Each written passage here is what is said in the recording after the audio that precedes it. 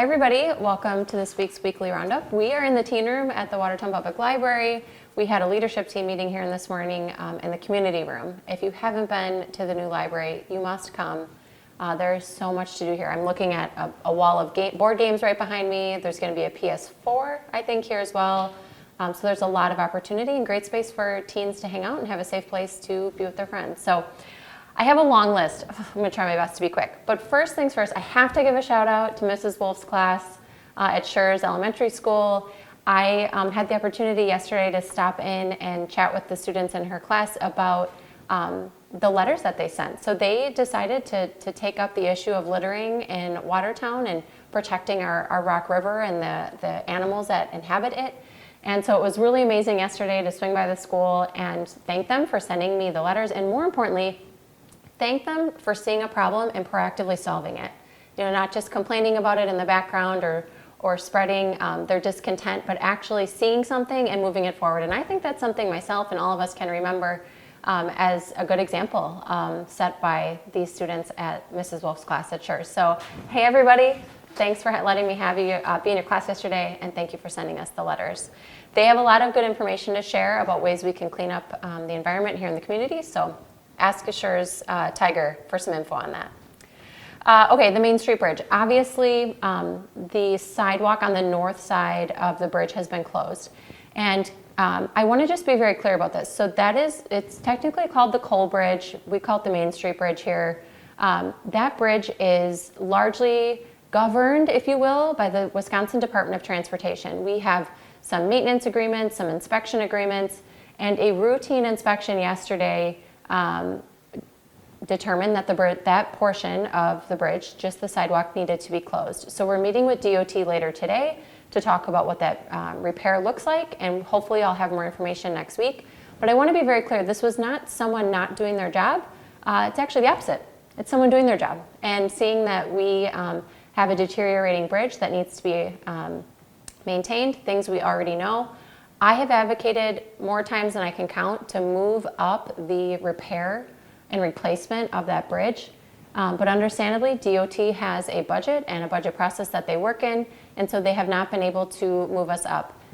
I am hopeful that we'll find a really good economical and efficient repair for that section of the bridge so that we can get that sidewalk reopened. But for now, please stay off that section. You can still get to the businesses. So you can get to the bank and you can get to the new thrift store downtown as well, just not across the bridge. You should have gotten this week another important item, which are green postcards. And again, those are bona fide information from the city, from our city clerk, and it provides information on where you will vote and what district you're in.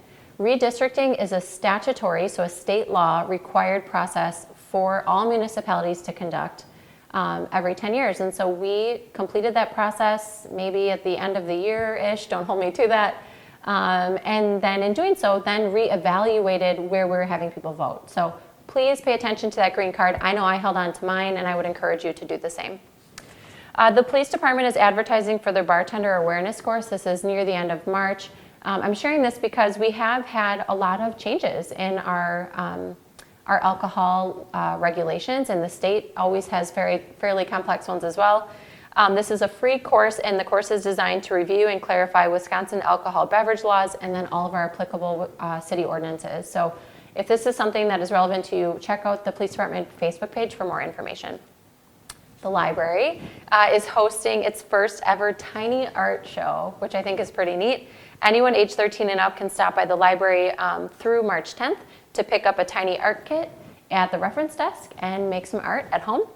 And then they also are advertising. We have a variety of different maker spaces here at the new library, and the one that we're talking about this week is buttons. So if you need to make a button, you can do so here at the library.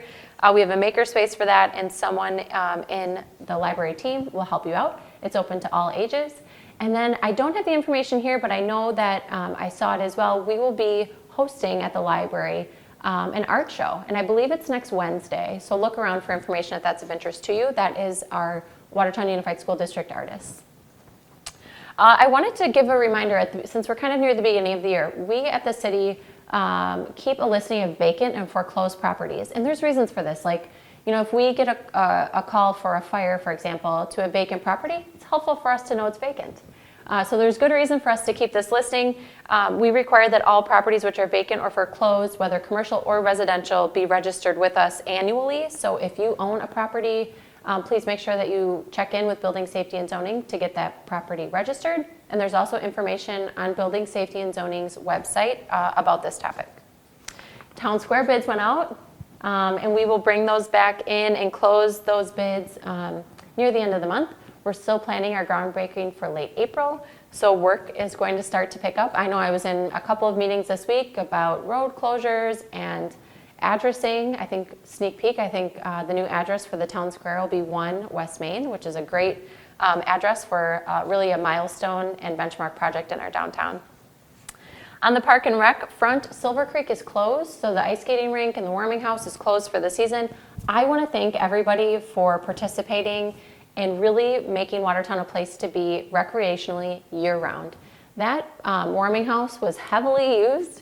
A lot of hot cocoa was given out, skates rented, hockey sticks used. I know every time I either went there or drove by, the parking lot was packed. So thank you everyone for participating in that activity this winter.